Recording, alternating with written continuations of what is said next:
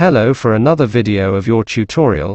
This is how to set up an Apple ID on your iPhone 4. A requested topic.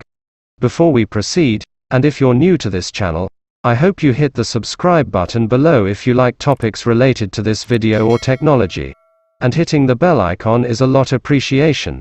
Thank you so much in advance. Now, after opening your iPhone, go to your settings. And this is what your setting looks like. Scroll down and look for iTunes and App Stores. Click on it. And here you will see this two boxes, which is asking for your Apple ID and your password. The first box is asking for your email. So, type in your email address that you use to your Apple ID, and the second box is asking for your password. Then tap Sign In below and wait for a second. Take note, this process is the best to do using Wi-Fi. Maybe you can also try to use your mobile data.